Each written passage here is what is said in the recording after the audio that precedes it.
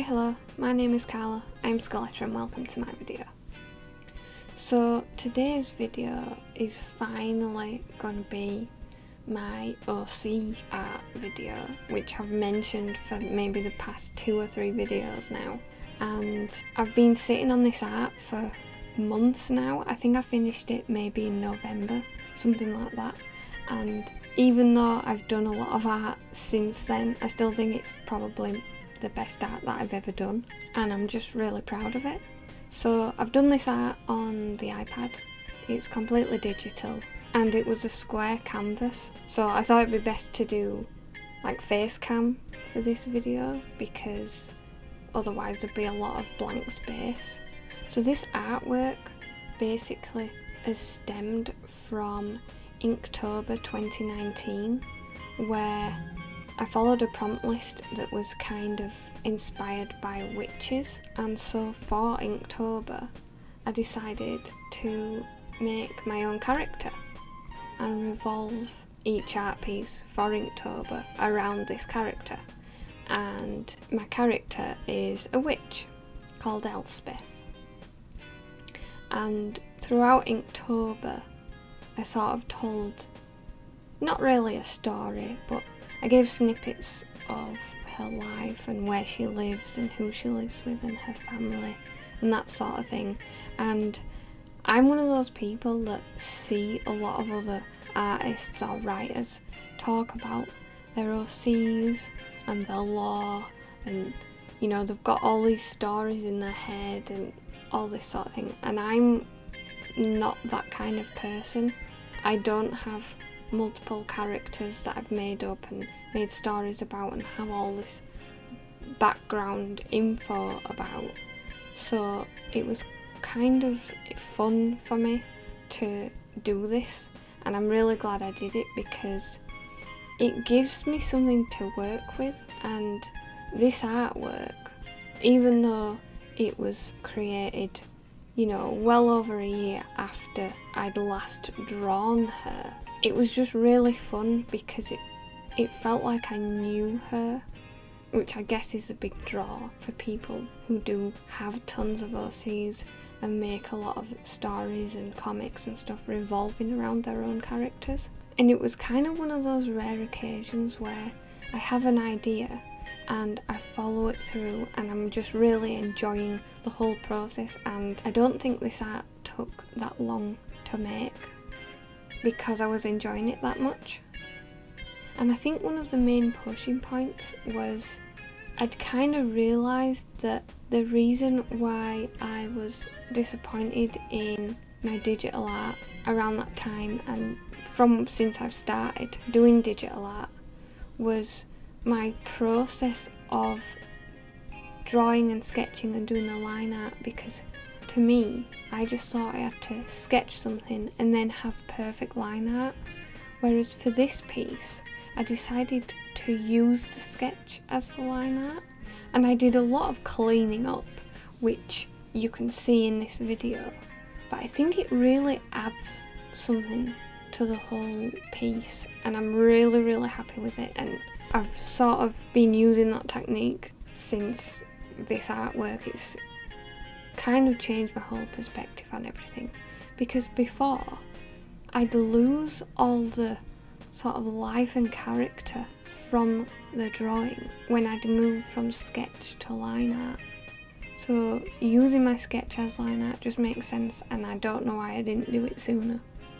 Another big issue that I've talked about before in plenty of my other videos is choosing a colour palette, and I can't even remember how I chose the colour palette for this, but I've never been so pleased with myself for the colours that I've picked, because they're completely the opposite to what I would normally pick for any type of art. They're bright, colourful, clashing if you like, and I'm just really surprised by how good it looks, at least to me. And yeah, I'm just really happy with it. The only issue with that is I haven't been able to replicate it since. I actually did make another piece of art revolving around Elspeth, which was her bedroom, and it was a nice perspective piece. I'm really happy with what I've done so far. I've done the whole sketch and line art, everything's drawn. I'm just stuck on the colours, which is so typical, and I thought maybe if I use the same colours that I have in this to sort of tie it all in together, it would work, but I just can't make it work. I've tried many different combinations of the colours for different areas of the room and it just doesn't work. So I think it was a fluke with this one and I'm sad about it. And I've kind of abandoned that art piece. That I finished the line art for that months ago and I've not touched it since because I'm stuck with it. And every so often I'll go back into it and try some more colours out and I'm just stuck. I think I need someone else to come in and colour it for me. But I do think taking a break from it is going to help because I still want to finish it. I'm really happy with the drawing. It's a really good drawing, but it definitely needs colour. Although I think this might be a really good exercise for me to work on my lighting techniques because I've seen a lot of people use the grayscale and blocking where the light is and the shadows and everything before adding colour, and I think that might help me out a lot, but I might have to look into that a little bit more. But I've said it now, so maybe this will push me into actually doing it and finishing it, and I think it'll be really good to have them together, like have a piece dedicated to her and her bedroom, because her bedroom pretty much encompasses all of her character, you know, all her interests, and I've put a lot of effort into it, so I don't want to just scrap it because I'm happy with what I've done.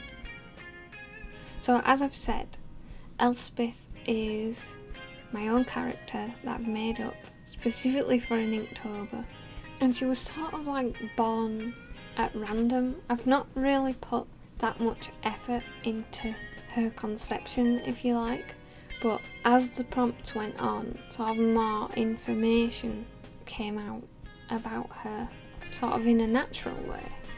But that being said, with each and every prompt, I put a lot of time and effort into the backstory, so over time it was gradually built up, and I really like her. So she is a witch, and I'm not gonna lie, I don't know that much about witches or anything like that, but I did as much research as I could to fit the context of her backstory and everything like that. And I did put a lot of effort into like symbolism and just the general story, because even though I'm not a witch, I wanted it to be somewhat believable, because this sort of information is out there and people do practice magic, so I wanted it to be authentic, if you like.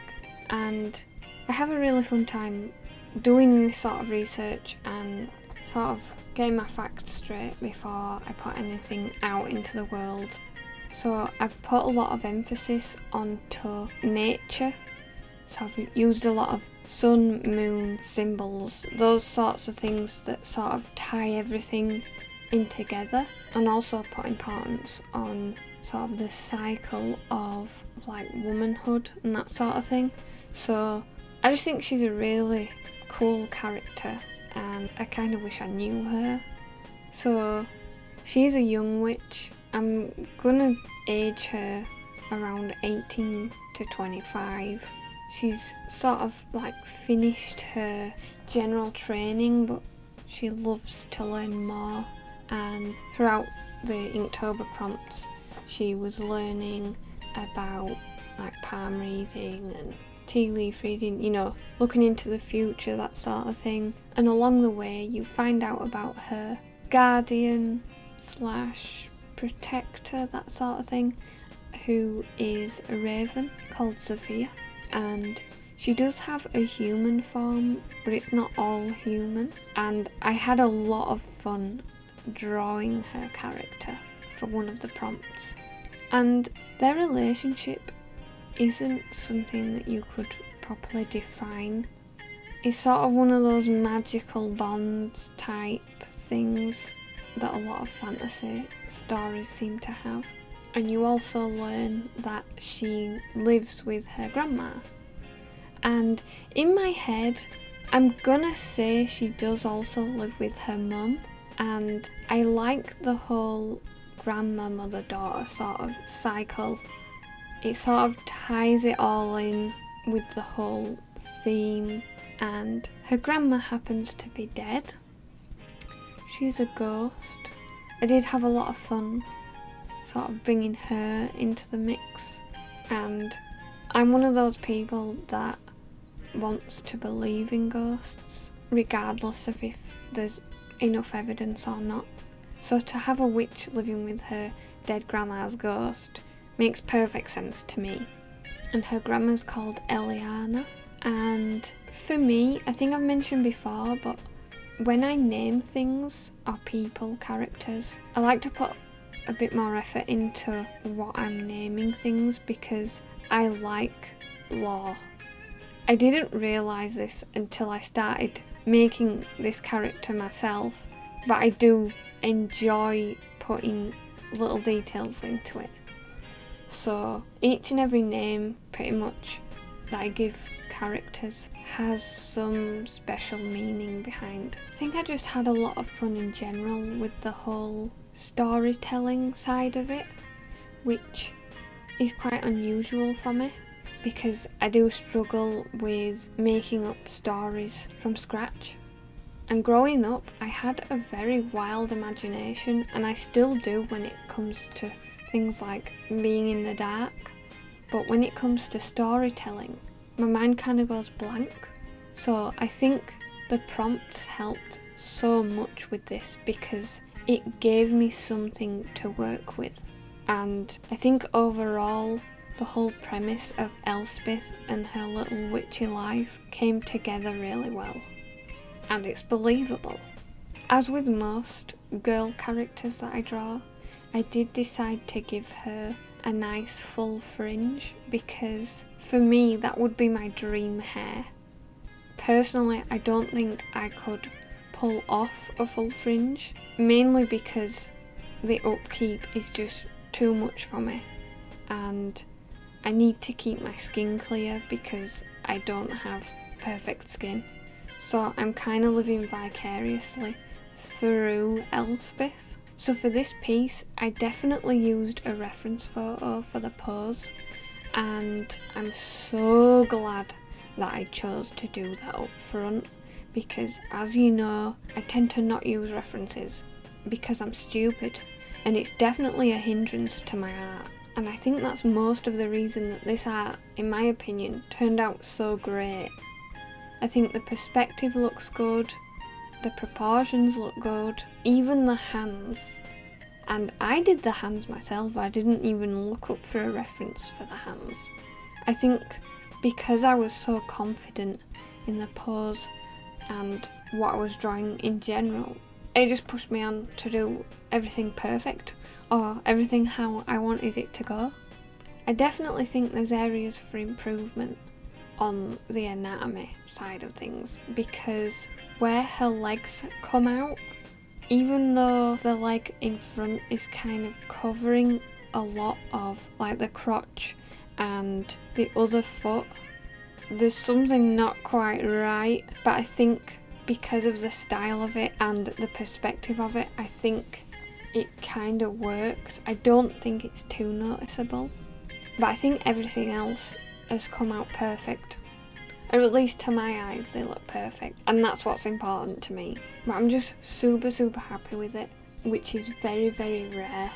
I'm actually currently drawing something that I am happy with. I'm in the middle of the line art section, and I'm not following my earlier advice of sticking to the sketch as a line art because of the style that I'm going for. But I'm sort of creating a logo for me and my partner because, as I mentioned before, we're making a game together, so I'm sort of making a logo for that, and it's going really well, and I'm sort of using some new techniques that I've been wanting to try out, and I'm not yet at that stage, but I have sort of done a test and it came out really well and I'm really excited to sort of push on with that. So this is the final piece. I hope you like it as much as I do. I'm really proud of it and think it came out great. It just proves how much of a difference using a reference makes and stepping out of your comfort zone. These colours that I've chosen are nothing like what I would ever normally pick, but I think that's what makes this so good for me to look at. I'm just sort of blown away that I've drawn it, and you shouldn't need me to tell you that once in a while it's good to toot your own horn. So I think we've got Jasper lounging above me in his radiator bed, loving life, living his best life as he does every day, and I just want to thank you so much for watching, and I hope you stick around for the next one. Ta-ra!